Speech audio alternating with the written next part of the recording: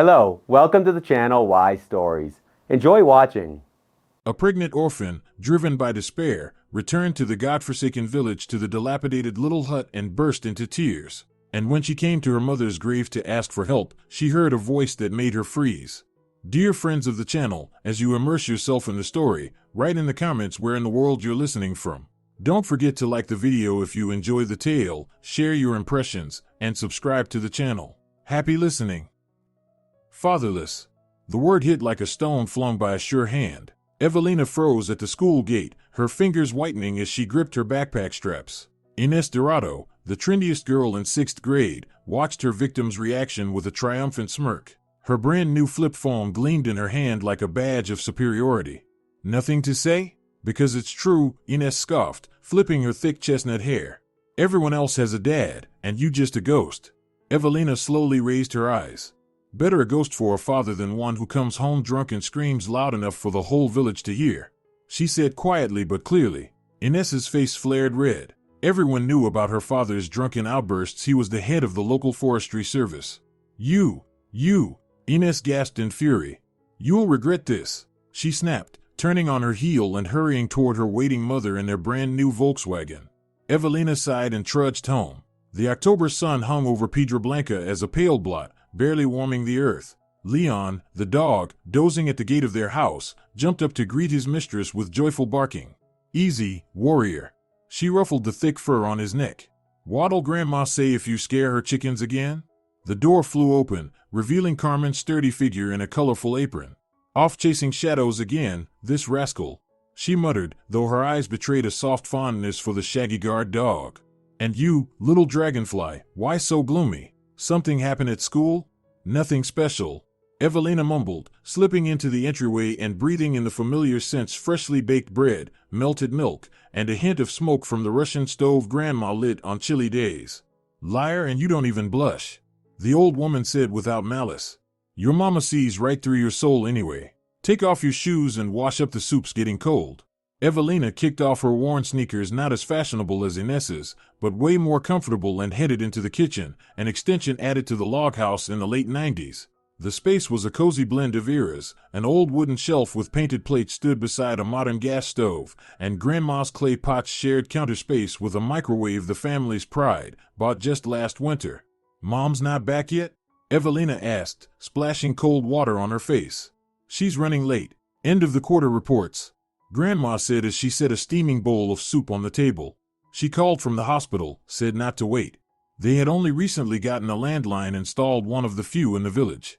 Just in case we ever need to call for medical help, Mom had explained. But Evelina knew the real reason: Dolores' stomach ulcer had been flaring up more often.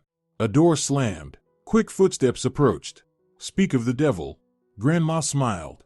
Dolores walked in, taking off her autumn coat on the go. Petite, with a dark blonde braid coiled like a crown on her head, she looked younger than her 42 years. Only the shadows under her eyes and the fine lines at the corners of her lips betrayed her age and fatigue. My sweethearts, she said warmly, kissing her daughter's crown. How was your day? Fine, Evelina muttered, burying her face in her bowl. Dolores froze, studying her daughter's face closely. What happened? She asked quietly, sitting beside her. Nothing, Evelina replied a little too quickly. Her mother simply shook her head. You know I can tell when you're hiding something. My little gift, remember? Evelina looked up. Inés's words suddenly rang in her mind with renewed force. Inés Dorado called me fatherless today, she blurted. And she was showing off her new phone. So I said her dad's a drunk. Dolores sighed heavily and exchanged a glance with Carmen. The Dorados have always been full of themselves, Grandma grumbled, slamming a cast-iron pot of potatoes onto the table. Back in the socialist days, when Arcadio Dorado wormed his way into the mayor's office, he already had his nose in the air. And once he landed the forestry job, he started thinking he was royalty. Mother, not now, Dolores said gently, turning back to her daughter. What happened after that? Nothing. She called me names, I talked back, she said I'd regret it, then left with her mom in their new car. Evelina shrugged, trying to sound indifferent. Listen to me, Dolores said, taking her daughter's hand. What you said about Inés's father, that was low. No matter what someone says to you, don't stoop to cruelty. Understand? Evelina frowned. But why can she say stuff like that about me? She shouldn't either, her mother replied firmly. But that doesn't mean you have to follow her example. Remember, the strongest person is the one who rises above petty revenge. The girl was silent, stirring her soup with her spoon. Mom, why don't you ever talk about my dad? Did he really leave us? Silence fell over the kitchen. Eat first, Dolores, Carmen interjected, placing a plate in front of her daughter. Everything's getting cold. Sebastian didn't abandon us, Dolores finally said, staring somewhere above Evelina's head. It's just how things turned out. He left before you were born. Where is he now? Why doesn't he call or write? He has his own life, Dolores said, her voice trembling slightly. He's a process engineer, a promising young specialist, probably has a family by now. Do you have a picture of him? Even one? Dolores looked helplessly at her mother. No good comes from stirring up the past, Carmen said sharply. Here, better try my pastries. Grandma's recipe, may she rest in peace. And the pastries were excellent, golden, fluffy, and with a perfectly crisp crust. Evelina knew her grandmother always resorted to food when she wanted to change the subject. After dinner, they followed their tradition and gathered in the living room. Under the vintage fringed lampshade, the walls displayed an entire gallery of the Pa's family history. There was great-grandfather in his military uniform, a veteran of the Civil War. Grandfather as a young officer with medals on his chest. Grandma in her stern librarian's suit. Mom at her graduation. But not a single photograph of her father. Grandma, tell me about Grandpa, Evelina asked, curling up in the deep armchair. Carmen's eyes softened. My Simone, may he rest in peace, was a man of golden hands, she began warmly. He built this house himself. Followed a standard design, of course, but with soul. Back in the 70s, our co-op was famous throughout the province. The chairman got us a good timber deal. My Simone put together a crew, and they raised it in a single summer. Believe it or not, 60 people came to the housewarming. Evelina listened to the familiar story, imagining strong men raising log walls, the sound of axes ringing, the scent of fresh wood shavings. And he built this library as a gift to me, Grandma continued, fondly surveying the shelves. He used to say, Carmen, books are food for the soul, and they deserve a place of honor. I've never thrown away a single one, even if some are out of fashion now. Dolores, sitting by the window with her knitting, suddenly let out a quiet gasp and pressed her hand to her stomach. Mom? Evelina called out anxiously. It's nothing, just a little twinge, Dolores smiled, but the smile was tight and strained. It's been a long day. I think I'll go lie down early. Once she left the room, Grandma shook her head. You're all like her, you Pa's women, proud to the point of stubbornness. Your father was the same fire and fury. That's why Dolores loved him. Why don't you ever talk about him? Evelina asked, scooting closer. Carmen sighed and stroked her granddaughter's hair. Everything in its time, little dragonfly. You'll grow up and understand life isn't all black and white. Some knots are so tangled, you're afraid to undo them. One tug and the whole weave could unravel. Outside, the October wind rustled, stripping the last leaves from the apple trees. In the yard, Leon howled anxiously, as if sensing change in the air. Inside the old house that had held the warmth of 3 generations, a girl with clear eyes watched the fire in the stove and thought about the father whose face she had never seen. The pain struck suddenly, sharp and merciless.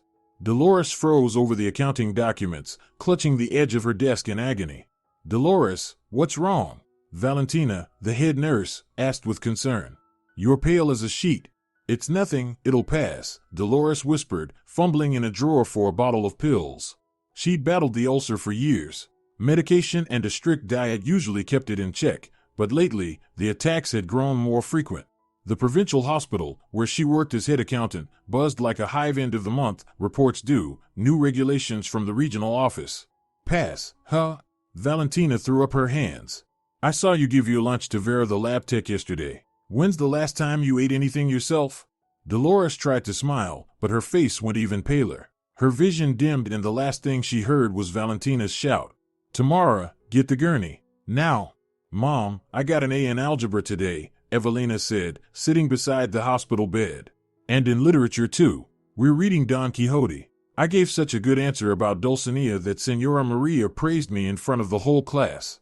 Dolores lay motionless, her face pale with a bluish tint. The 4 dripped rhythmically, counting the seconds. 3 days had passed since the emergency surgery, but her condition remained serious: perforated ulcer, peritonitis, shock. You're going to get better, okay? Evelina's voice trembled. Grandma made your favorite borscht, without cabbage, so it won't irritate your stomach. We'll take you home soon, and everything will be fine. Her mother slowly opened her eyes. Clouded by pain and medication, her gaze struggled to focus on her daughter. Evelinka. Dolores murmured faintly, "My sunshine." "Mama." Evelina gently squeezed her mother's frail hand. "Listen to your grandmother. She's wise. And remember, I love you. Very much." Suddenly, the monitor emitted a shrill, alarming beep. The door to the hospital room burst open, and a nurse briskly pushed Evelina out into the corridor. "Sit here and don't get in the way," she snapped before disappearing inside. Evelina leaned against the wall. The hallway, with its chipped, socialist-era paint, dim lights, and the sharp scent of disinfectant, suddenly seemed endless. People in white coats moved through it in slow motion. Someone was shouting for the resuscitation team. On the bench opposite sat Grandma Carmen, her fingers mechanically moving through a string of rosary beads and heirloom from her mother, the village healer. Her lips moved silently in prayer. "Grandma, what's happening?" Evelina asked, her insides tightening with fear. Carmen only gripped the rosary tighter. "Pray, child. Only prayer can help now." The rain poured down in a solid wall, as if the sky wept alongside the people gathered at the village cemetery. Evelina stood still, not feeling the cold, not noticing her wet clothes clinging to her body. Blurred silhouettes passed before her eyes: neighbors, her mother's co-workers, classmates. "Our condolences," people said, shaking her hand. Evelina nodded, not grasping the meaning of those words. How could she accept that her mother was gone? How could she make peace with the fact that she would never again hear her voice or feel the warmth of her hands? Grandma stood beside her, small and straight as a rod. She didn't cry, there were no tears left. "The angels are watching over her now," she said quietly once the mourners had gone and the grave mound was covered in flowers and wreaths. "And we must stay strong. For her." Back home, a memorial table awaited them. Neighbors had brought what they could. Times had changed, but the traditions remained. Beatriz Royo, the former secretary of the mayor's office and now the most active retiree in the village, ran the kitchen like a general, organizing dishes and ensuring everything was done properly. "Put the kudya in the red corner," she instructed, "and light a candle." That evening, when everyone had left and the house sank into heavy silence, Evelina crawled into her mother's bed. The pillow still smelled faintly of her perfume, cheap, but familiar and comforting. She clutched a photograph to her chest, a simple wooden frame, the only picture where her mother looked young and happy, her hair down, her smile radiant. "Mama," Evelina whispered into the dark. "Where do I go now, without you?" They came a week after the funeral. A woman in a gray suit and a young man with a folder full of documents. They introduced themselves as representatives of the social welfare services. "We need to assess the living conditions of the minor." Evelina paused, the woman said, her sharp gaze sweeping across the living room. "Given the loss of her mother and absence of a father, the child is considered to be in a potentially at-risk environment." "What do you mean, at risk?" Carmen exclaimed. "I'm her grandmother. I've lived here all my life, raised my own children and now my granddaughter." "According to new legislation," the man replied dryly, checking his paperwork, "an individual over the age of 75 cannot be appointed guardian of a minor without a special ruling from Child Protective Services." "I turned 76 in August," Carmen said quietly, almost dazed. "But I'm still strong. I'm not in poor health." Living in a rural area, lack of central heating and plumbing, distance from educational institutions, the woman continued, taking notes in her planner. "What is your income, Senora Paz?" "A pension. 800 euros, Grandma answered, beginning to understand where this conversation was heading. "And you expect to raise a teenager on that income?" The inspector pursed her lips skeptically. "To provide food, clothing, school supplies?" "We have a small farm," Grandma said, squaring her shoulders. "A garden, chickens, even a goat. We won't go hungry." According to the Child Protection Code, the man recited in a bureaucratic tone. "The guardian's financial situation must allow for the dependent's standard level of consumption. In this case." "What do you want from us?" Carmen interrupted. "In the best interest of the child, we recommend temporary placement in a state facility," the woman said, "until guardianship can be legally reviewed or a foster family is found." Evelina appeared in the kitchen doorway. She had heard everything and now her eyes widened in horror. "I'm not going anywhere," she screamed, running to her grandmother. "This is my home." "We're acting solely in the child's interest," the inspector repeated, but there was a flicker of doubt in her voice. "According to protocol." To hell with your protocol, thundered a low voice from the doorway. Beatriz Royo stood there, formidable as a Valkyrie despite her 67 years. Behind her loomed several other neighbors. So now you're trying to rip children from their families in the name of your new laws? She advanced on the stunned officials. Let me explain a few things about your regulations. I worked in the mayor's office for 30 years. I know every law by heart. The young man nervously flipped through his folder. According to the article on child protection, he began. And according to the article on children's rights, Beatrice cut in sharply. A child has the right to live and be raised in a family. And we, the residents of Pedro Blanca, are taking public responsibility for Evelina Paz's upbringing. I will personally visit this family every day and provide all necessary assistance. The officials exchanged uneasy glances. That's not part of the official procedure, the woman muttered. But it is part of human decency, Beatrice shot back.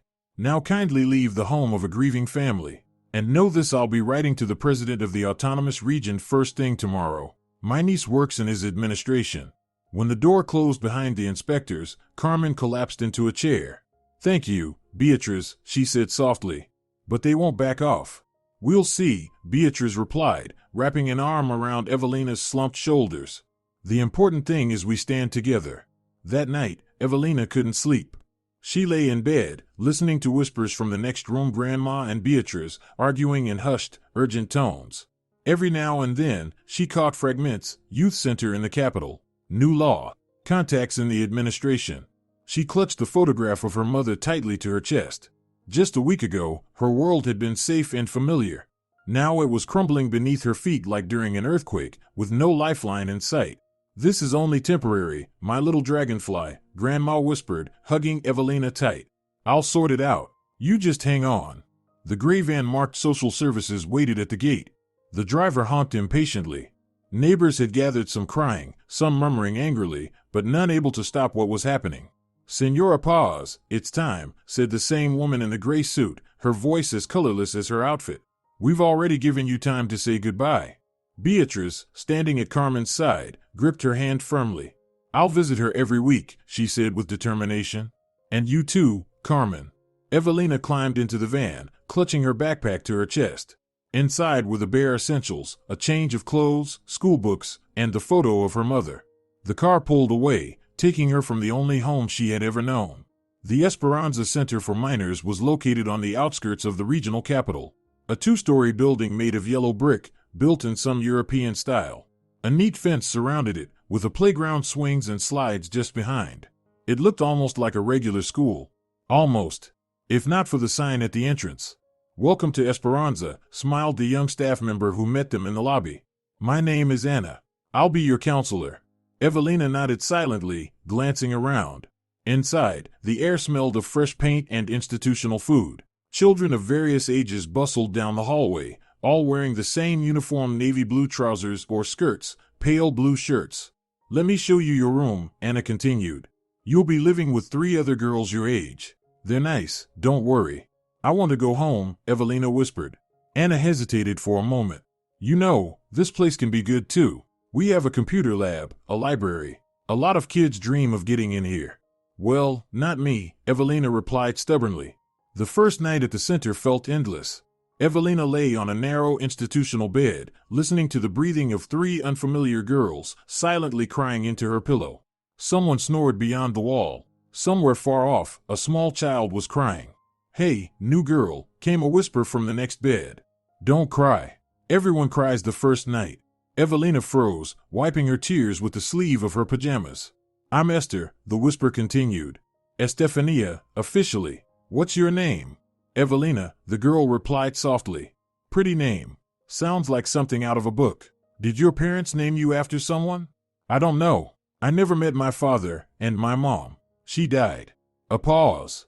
I see, Estefania finally said. I don't have anyone either. Been here since I was 3. But we manage. Go to sleep. Tomorrow's a long day. Estefania Montero turned out to be a real gift of fate. Tall, poised, with a short haircut and sharp gray eyes, the 13-year-old girl took Evelina under her wing from the very first day. Look, she explained, guiding her through the corridors of the center. This is the cafeteria. Breakfast at 8, lunch at 1, dinner at 6. No being late. Senora Claudia likes her rules. Claudia Allegra, the director of Esperanza, was a heavy-set woman with a perpetually weary gaze. Her gray face rarely showed emotion, and when she gave orders, her voice creaked like an unoiled door. "She's not mean," Estefania whispered as they passed the director's office. "Just burned out. 20 years in the system, that's no joke." Life at the center followed a strict routine: wake-up call, morning exercises, school nearby, clubs, supervised study time, lights out. There was hardly any free time, and for that, Evelina was grateful. The busier she was, the less time she had to miss home. But sometimes, especially in the evenings, the homesickness struck so hard it felt like a physical ache. During those moments, Evelina would take out her mother's photograph and whisper her joys and sorrows to it, like keeping a diary. "Grandma's coming tomorrow," she told the photo on a cold December night.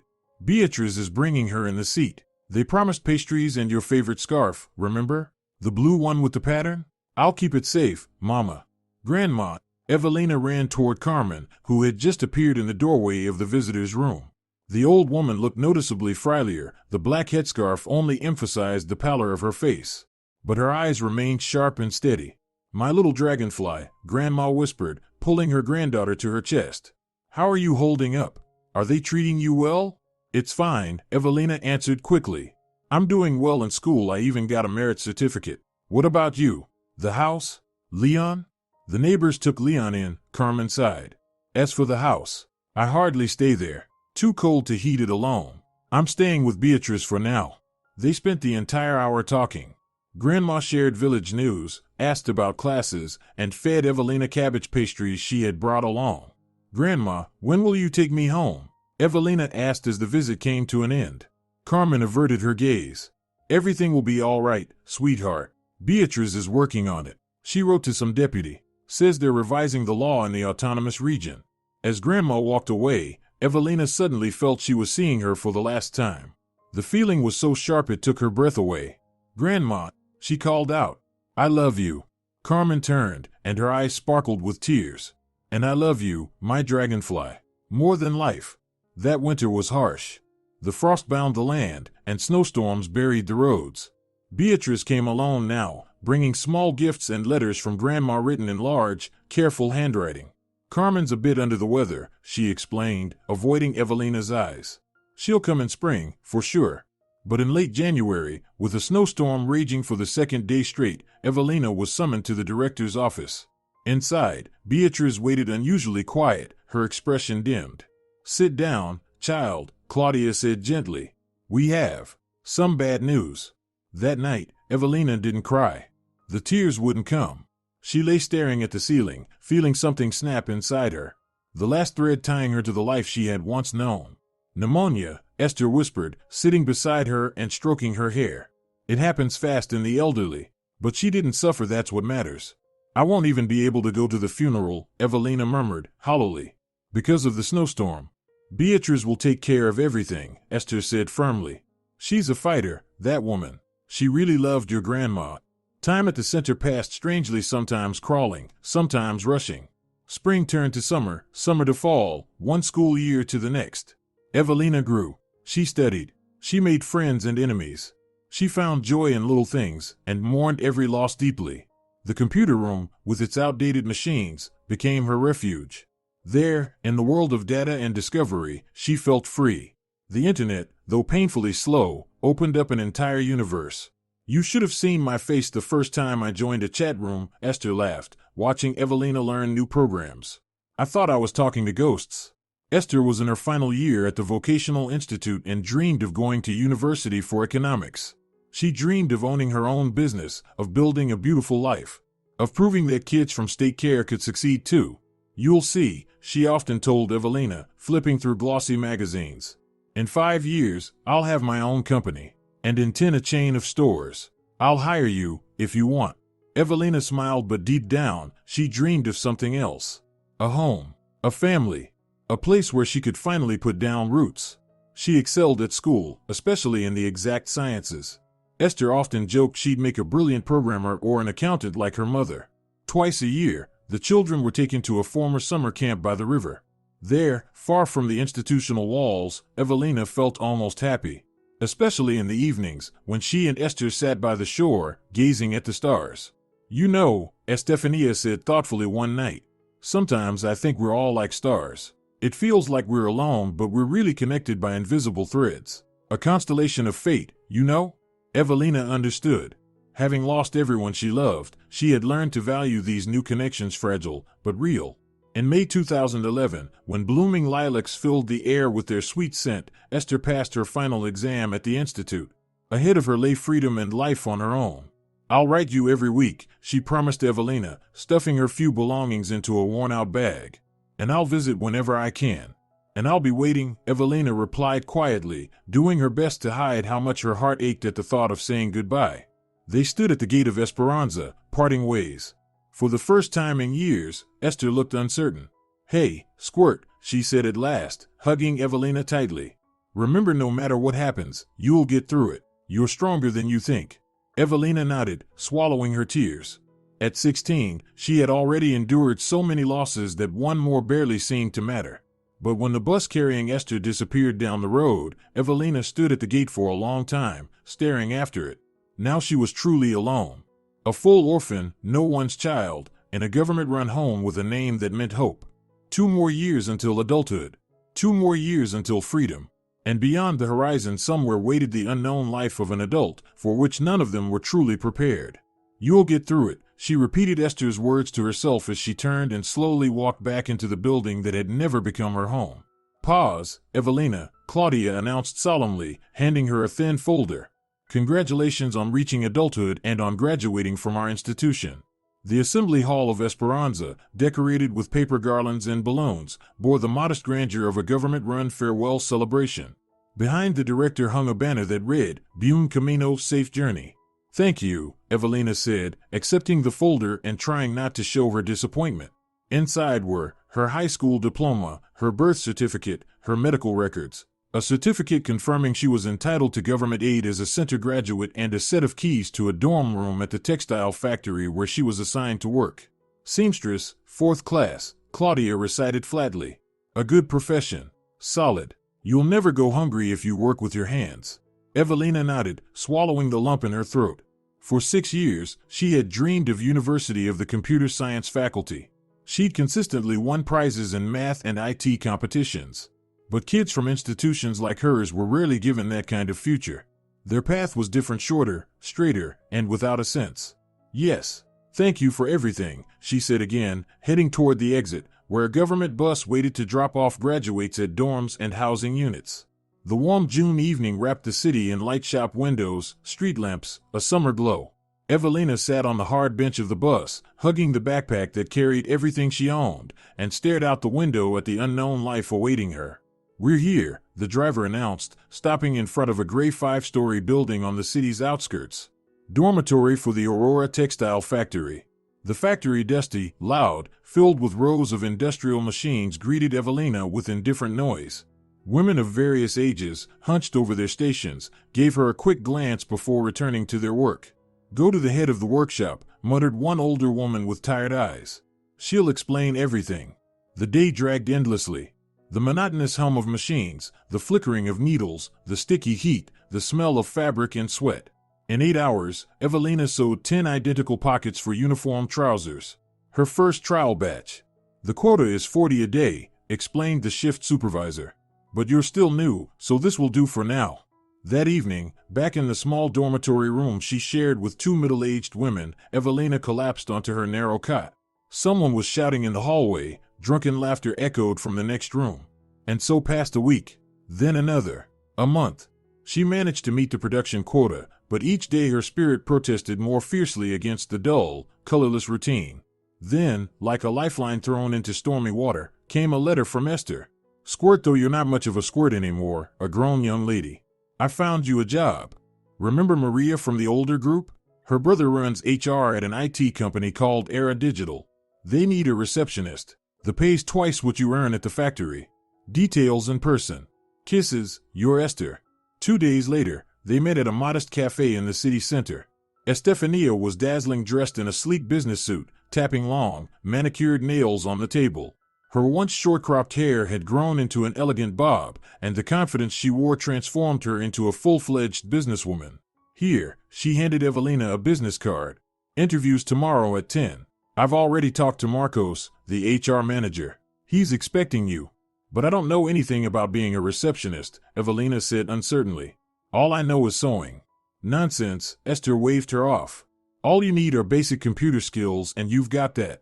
The rest they'll teach you. Oh, and one more thing. She gave Evelina's simple clothes a quick, critical once-over. Tomorrow you're wearing something of mine. Come with me, we'll find something office appropriate. The Platinum Business Center gleamed with glass and chrome, standing tall among the city's older buildings.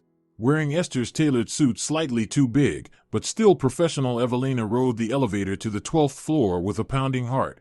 The offices of Era Digital greeted her with cool air conditioning, soft carpeting, and the rich aroma of expensive coffee.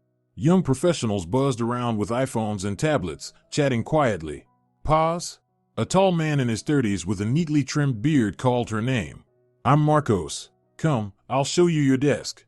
The interview turned out to be a formality. Marcos skimmed her documents, asked a few quick questions about computer skills, and nodded. Estefania vouched for you. That's good enough for me. You start Monday. Starting salary €2,000, plus quarterly bonuses. €2,000. Twice what she earned at the factory. Enough to move out of the dorms, to start saving for an education. Thank you, Evelina breathed. I won't let you down. Working at Era Digital was a world apart from the factory. From her seat at the front desk, Evelina greeted visitors, answered calls, and handled correspondence. Her colleagues, mostly young, recent graduates, were friendly and always ready to lend a hand. Within a month, she managed to rent a small room in a shared apartment owned by a retired schoolteacher. It was the beginning of her independent life, difficult, but filled with hope. You're doing great, Marcos told her one day as he reviewed her reports. Maybe it's time to give you something more challenging than basic reception work. That's how she became an assistant in the sales department, and her salary jumped to €3,000.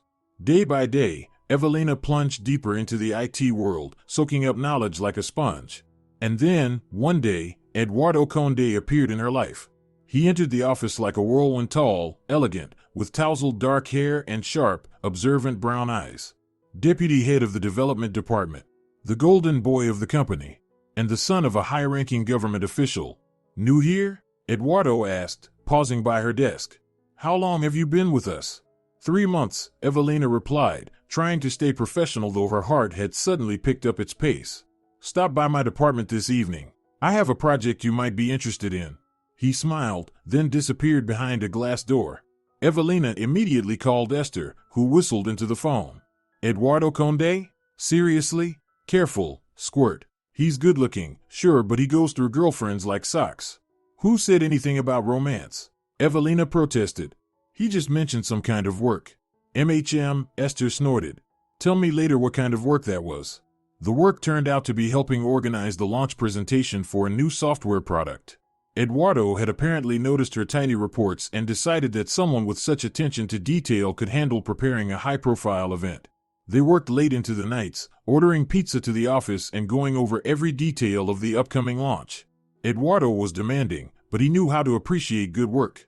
Little by little, their professional relationship grew warmer, more relaxed. You're amazing, he said one night as they wrapped up near midnight. Tell me about yourself. Where did you study? Where did someone like you come from? Evelina hesitated. She didn't usually talk about her past in the care system. But Eduardo inspired trust, and so she told him briefly, without self-pity, simply stating the facts. To her surprise, he didn't respond with awkwardness or sympathy. So you made yourself, he said thoughtfully. That's far more impressive than a daddy's connections or a mommy's money. That night, he walked her home and kissed her for the first time. Tenderly, but firmly. The world spun like a carousel, and Evelina knew she was falling hard. Their romance unfolded quickly. Fancy restaurants, nightclubs, boat rides. Eduardo welcomed her into a world she had never known. A world of beauty, spontaneity, and wealth. No one's going to believe I'm dating a guy like him, she confessed to Esther one day. Just don't lose your head, her friend warned. And don't forget about work. Men come and go. Career stays. But how do you not lose your head? When, for the first time in your life, you feel wanted, loved, special. When a handsome, successful man looks at you like you're a miracle. In late August, as summer faded, Eduardo invited her to spend the weekend at a country house owned by his friends. There was champagne, music, couples dancing by the pool. I love you, he whispered, pulling her toward a bedroom on the second floor of the luxurious mansion. You're the best thing that's ever happened to me. She believed him. How could she not believe those shining eyes, those gentle hands, those burning kisses? That night, she gave him not only her body but her heart, completely. A week later, the layoffs began. I'm really sorry, Evelina, said Marcos, spreading his hands. Orders from above. Nothing I can do. She didn't understand. The presentation had been a success, she'd been praised, even promised a promotion. And now she was being let go? Does Eduardo know? She asked. Maybe he can. Eduardo's on vacation, Marcos replied curtly, avoiding her eyes. In Italy, I think. He'll be back in 2 weeks. Her calls went unanswered. Her messages on social media, unread. As if the man who had sworn he loved her had simply vanished from her life. And then she found out she was pregnant. I'll find him, Esther said firmly when Evelina finally told her what had happened. That bastard won't get away with it. But Eduardo returned from vacation on his own tanned, relaxed, wearing a brand new watch on his wrist.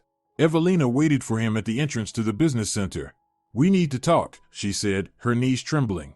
He glanced around, as if to make sure no familiar faces were watching, and nodded toward the cafe next door. I'm pregnant, she said without preamble once they were seated at a table in the back. 6 weeks. His face froze. His eyes went cold, stranger's eyes. So what do you want? He asked after a pause. Money for an abortion? I want to keep the baby, Evelina said firmly. And I thought you had the right to know. Eduardo began tapping his fingers nervously against the table. Look, he said at last. I'm not ready for kids. I have a career, plans. And anyway, how do I even know it's mine? Excuse me, what? Evelina stared at him in disbelief. You think I'm not saying anything, he mumbled, avoiding her gaze. I'm just saying, I can't take that kind of responsibility. I'm sorry. Evelina looked at him as if seeing him for the first time. Where was the tender, loving man who once kissed her like she was the only woman in the world? I'm not asking for money, she said quietly. I just wanted you to know. She stood and walked to the door. He didn't call after her, didn't try to stop her. Outside, a cold autumn rain was falling. Evelina wandered through puddles, not paying attention to where she was going. No job, almost no money, pregnant, no future in sight. Suddenly she stopped, hit by a thought, sharp and sudden. There was one place she could go, a place that had shaped her childhood, where her mother and grandmother lay buried. Her village, Pedro Blanca. The old house, if it still stood, might be waiting, like it had been holding its breath all this time. That evening, she bought a bus ticket. The road was rough and full of potholes. The bus rattled and swayed. Outside, dreary autumn landscapes slid past, yellowed fields, bare trees, a gray sky heavy with snow. Evelina pressed her forehead to the cold window, staring at the familiar contours of the hills. She hadn't been here in 6 years, yet every bend, every turn struck a deep chord of recognition in her heart. Pedro Blanca. The driver called, slowing at a sagging wooden sign. Last stop. Aside from Evelina, only one other passenger got off, a frail elderly woman with a checkered bag. She gave the girl a curious look. Whose girl are you? She asked, squinting. Aren't you Carmen's granddaughter? Yes, Evelina answered, surprised. And you are? Pilar. Used to be your neighbor. She gave Evelina a long, measuring look. Where've you been? People said the state took you after your grandma passed. They did, Evelina nodded. But now, I've come back. Pilar's eyes dropped to Evelina's figure, taking in the slight curve of her belly. Back, huh? She said, without judgment. Well, that's life. So you're staying at your grandma's place? If it's still standing. Course it is, Pilar waved a hand.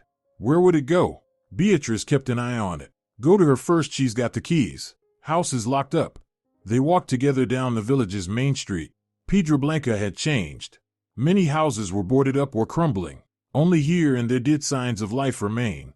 Thin wisps of smoke from chimneys, freshly painted fences, a few satellite dishes on the roofs. All the young folks went off to the city, Pilar sighed, as if reading Evelina's thoughts.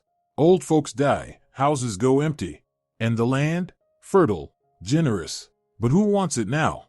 Beatrice's house stood out among the others, solid, well-kept, with a new metal roof and plastic-framed windows.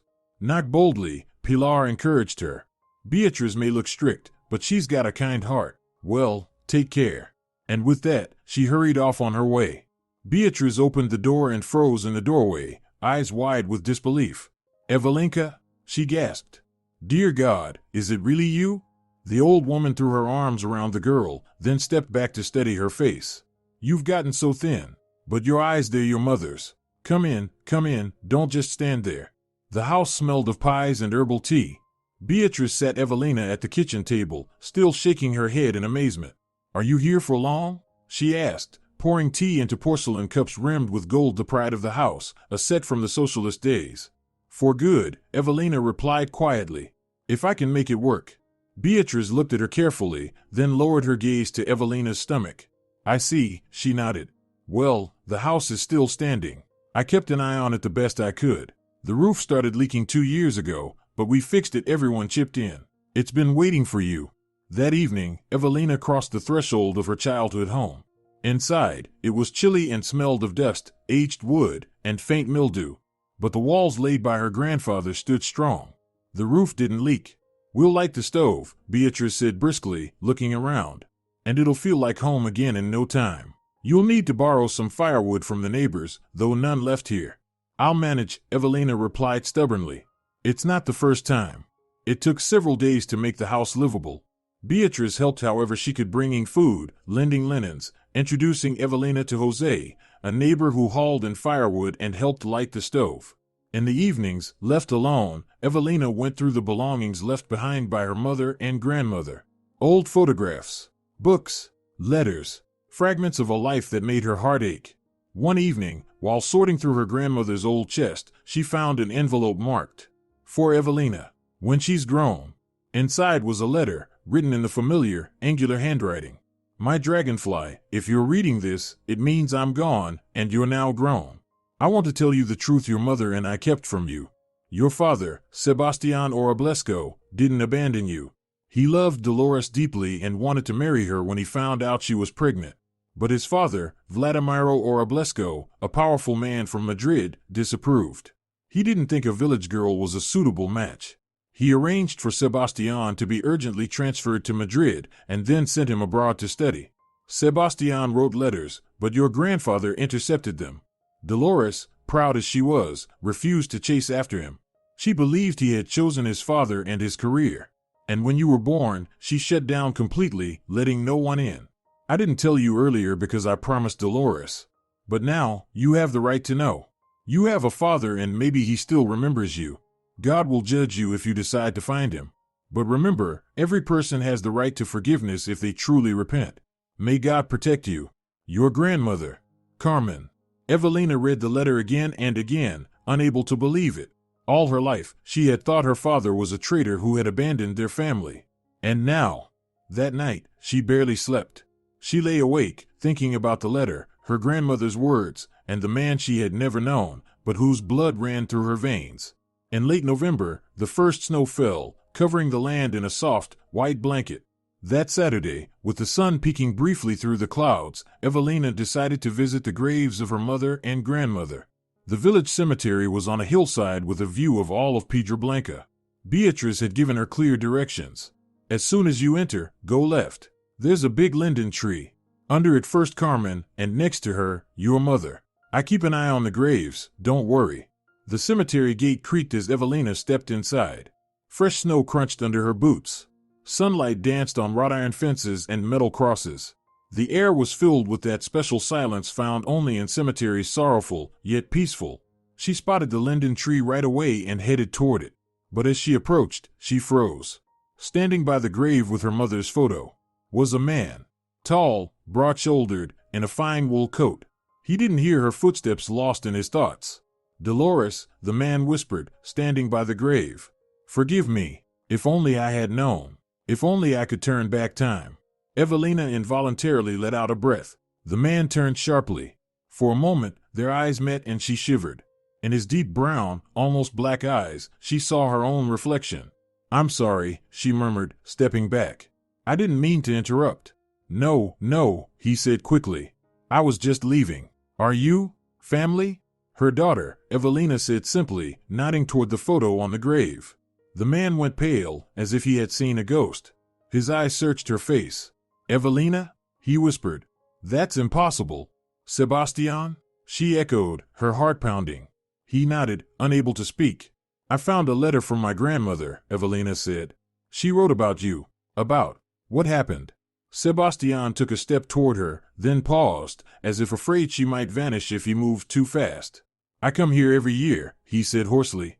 On her birthday. I found out about her death by chance through mutual friends, 3 years too late. I came here, and they told me you were in the system. Did you have a choice? Evelina asked, unsure whether she meant him back then, or herself now. I did, he said seriously. There's always a choice. And I chose wrong. I've lived with that ever since.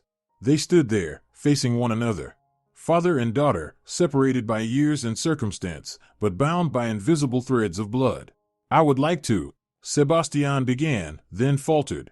If you'll let me. If you're willing. I'd like to get to know you. To start over. Evelina looked down at the graves her mother's, her grandmother's, as if searching for their advice. The snow sparkled in the sun. The frostbitten air made every sound sharp, every breath sacred. I'm living in our old house, she said at last. If you want, you can come by this evening. Unbelievable, Beatrice shook her head later, when Evelina told her what had happened. After all these years. You knew him? Evelina asked. Of course I knew him, the old woman scoffed. The whole village knew that story. A young engineer from Madrid, handsome, smart, sent here to inspect the local factory. And our Dolores modest, but strong-willed. They saw each other and that was it. Love at first sight, just like in the novels. She paused, her voice softening with memory. And then his father came. Vladimiro Orablesco, director of some institute in Madrid. Powerful, controlling.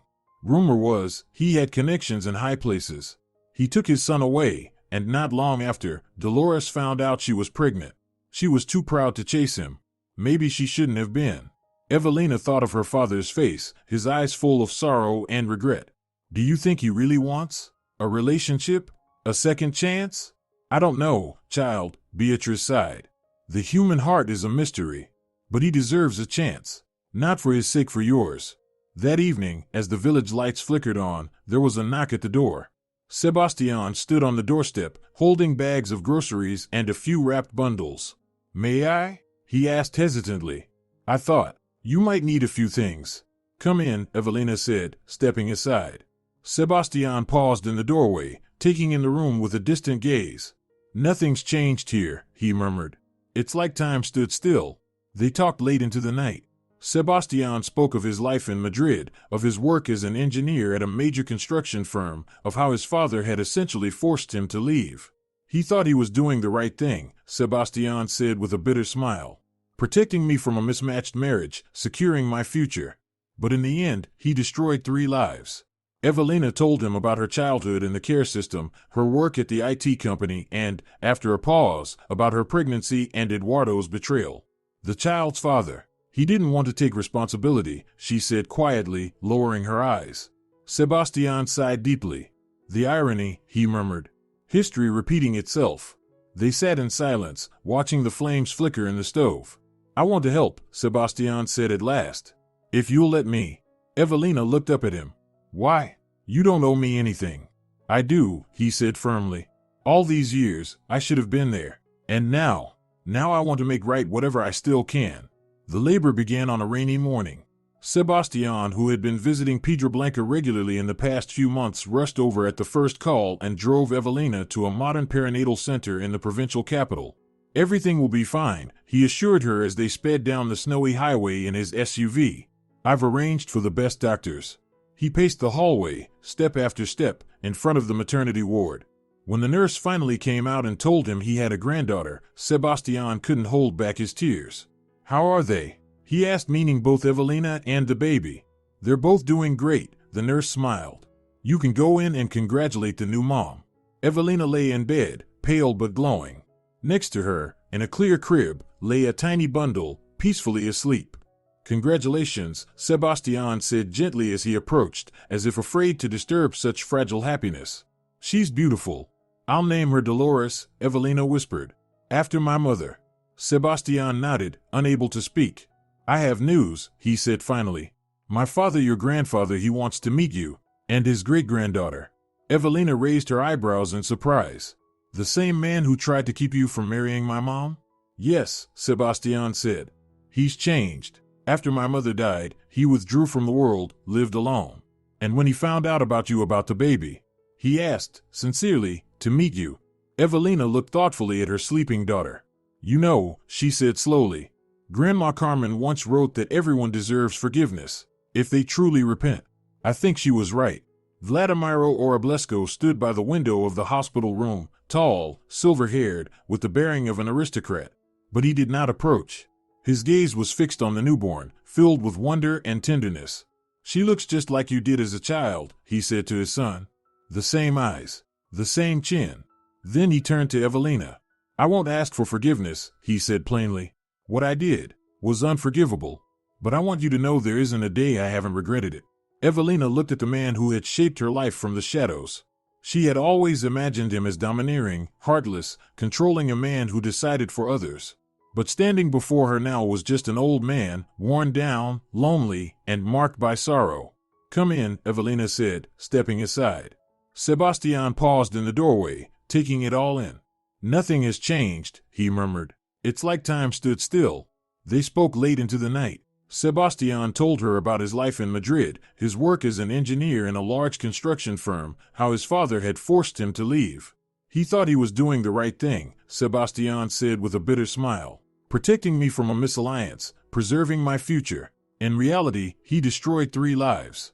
Evelina told him about her childhood in the care center, her job at the IT company, and after a pause, about her pregnancy and Eduardo's betrayal. The child's father. He refused to take responsibility, she said softly, eyes lowered. Sebastian sighed. How ironic, he murmured. History repeating itself. They sat in silence, watching the flickering fire. I want to help, Sebastian said at last. If you'll let me. Why? You don't owe me anything. I do, he said firmly. I should have been there all these years. Now I want to make right whatever I can. The labor began on a rainy morning. Sebastian rushed Evelina to a modern maternity clinic in the provincial capital. It's going to be fine, he reassured her as they drove through snow-covered roads. I've arranged everything with the best doctors. He paced outside the delivery room, restless. When the midwife came out and told him he had a granddaughter, he couldn't hold back tears. How are they? He asked, meaning both mother and child. They're both doing very well, the midwife smiled. You can go congratulate the new mom. Evelina was pale but radiant, lying in bed. In a transparent crib beside her, a tiny bundle slept peacefully. Congratulations, Sebastian whispered as he stepped in. She's beautiful. I'll name her Dolores, Evelina said softly, after my mother. Sebastian nodded, speechless. I have news, he said later. My father, your grandfather, wants to meet you. And the baby. The same man who kept you from marrying my mom? Yes, he nodded. He's changed. After my mother passed, he withdrew from everything. But when he learned about you and the baby, he asked to meet. Evelina looked at her daughter. You know, she said thoughtfully, Grandma Carmen used to say everyone deserves forgiveness if they truly regret what they've done. I think she was right. Vladimiro Oroblesko, tall and silver-haired, stood near the window of the hospital room, too hesitant to come closer. His eyes, fixed on his great-granddaughter, held wonder and tenderness. She looks just like you did as a child, he said to Sebastian. The same eyes, the same chin. Then he turned to Evelina. I won't ask for forgiveness, he said directly. What I did can't be forgiven. But I want you to know there's not a day I haven't regretted it. Evelina looked at the man whose decisions had shaped her life. Once, she had imagined him cold, controlling, arrogant. Now, she saw only an old man tired, alone, and full of remorse. You know, Evelina said at last, my mother always said that the most important thing in life is family. No matter what happens, no matter where life takes you, your loved ones are who you hold on to. She paused, looking at her daughter. I want Dolores to have a real family. With all its history, its flaws, its past, whatever it may be. As if hearing her name, the baby stirred and opened her eyes dark, just like her grandfather's and great-grandfather's. Look, Evelina smiled, she already understands everything. Vladimiro hesitantly reached out and touched the tiny hand. The baby gripped his finger tightly and a shy smile spread across the old man's face. Life goes on, Sebastian said softly, no matter what. That summer, the Oroblesko estate outside Madrid was bathed in sunlight and greenery. The bright stone and glass villa, surrounded by a lush garden, became Evelina's new home. Temporary, perhaps, but not foreign. "Look, Dolores," Evelina whispered as she carried her 3-month-old onto the terrace, "this will be your garden. Someday you'll run and play here." The baby squinted in the sun and smiled, and Evelina felt her heart swell with joy. It was nothing like what she had envisioned when she returned to her grandmother's crumbling village house. But life had taken its own path. Breakfast? Sebastian appeared on the terrace, tall and lean, with a hint of silver at his temples. Consuelo's making pancakes. Consuelo, the housekeeper, had welcomed Evelina and the baby with warmth and grace, always there when needed, and respectfully invisible when not. "I'll just change, Dolores," Evelina smiled. Life in the countryside flowed peacefully. Evelina had planned to return to Pedro Blanca after the hospital, but Sebastian insisted they stay through the winter. "At least until spring," he said. "The cold's no place for a newborn." Over breakfast in the sunlit dining room, they discussed plans for the day. Sebastian had to go into Madrid, but promised to return by dinner. "Father asked me to let you know he'll be late some big negotiations," he added over coffee.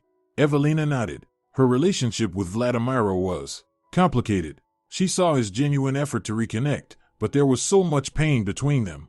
"You know," Sebastian said, watching his daughter and granddaughter, "I've dreamed of this all my life. Breakfast together, talking about the day ahead." A flicker of sadness crossed his face for the years lost, the family he could have had. "We still have time," Evelina said gently.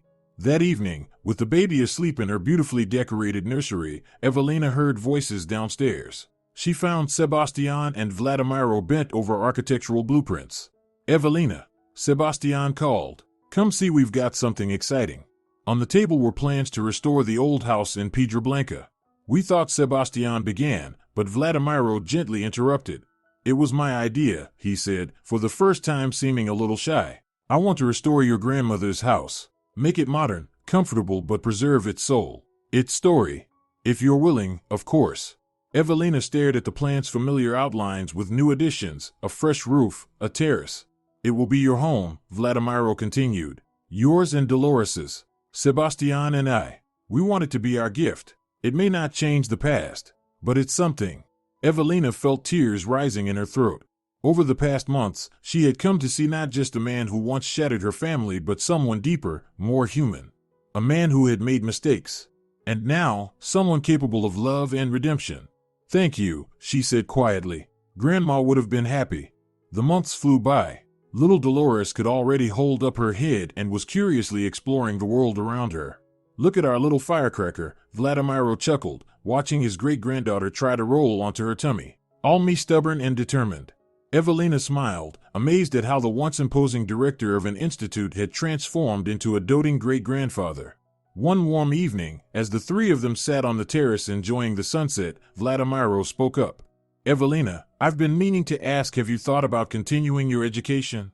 She looked at him in surprise. "Of course I've thought about it, but now, with the baby." "Our institute has a distance learning program," Vladimiro continued, "in partnership with the university. Information technology faculty, no less. I think it would suit you." Evelina fell silent, remembering her long-forgotten dream of getting a degree, dreams that had seemed so out of reach back in the shelter. "But what about Dolores?" she asked. "She needs full-time care. And what do you think grandfathers and great-grandfathers are for?" Vladimiro smirked, winking at Sebastian. "He's finally taken some vacation, and as for me, well, remote management isn't just for young startups, you know." "We'll manage," Sebastian nodded. "You deserve the chance to build the life you want." Evelina looked at the two men, so recently strangers, now her closest family, and felt a warmth bloom inside her. So many losses. So much pain. And now, at last, something gained. "You know," she said after a moment, "back in the center, we had a tradition. Every night before bed, we'd make a wish for the future. I always wished for the same thing, to find my family." She smiled, glancing down at sleeping baby Dolores in her stroller. "And now, that wish has come true. Only, the family I found wasn't the one I imagined." "Family rarely is," Vladimiro said thoughtfully. "It grows, it changes. It's alive. The important thing is not to break the bonds that tie us together." He paused, watching the sky turn gold and crimson. Then, in a softer voice, as if speaking to himself, he added, "I was wrong all those years ago. I thought I was protecting my son. But in truth, I was stealing his chance at happiness. What irony! I spent my life building roads and bridges, and with one decision, I destroyed my own family. But now we're building it again, Sebastian said, placing a hand on his father's shoulder. Together. Somewhere in the garden, a nightingale began to sing clear and vibrant, like a hymn to a new life blooming from the seeds of the past. Evelina closed her eyes. She thought of her mother, of her grandmother, of her childhood in Pedro Blanca, of the years in the shelter, of meetings and partings, of pain and hope. It had been a long road that led her here to this moment, to these people. This is what it means to return to your roots, she thought. Not a place, but a feeling. The understanding of who you are and where you come from. And as if in answer to her thoughts, little Dolores stirred and opened her eyes, dark like her great-grandfather's, curious like her grandfather's, and clear like the woman she was named for, the grandmother she would never meet but whose memory lived on in her name. Life continued. A new chapter was only beginning. If Evelina's story touched your heart, don't forget to like and share it with your friends. Every life holds a lesson that may matter to someone else. Subscribe to our channel for more real-life stories of resilience, hidden family secrets, and the strength of the human spirit. Your support helps us keep telling stories that resonate. Until next time, in a world where lives intertwine, families fall and rise again, and where love and forgiveness prove stronger than grief and loss. If you're enjoying it as well, leave a like and subscribe to the channel.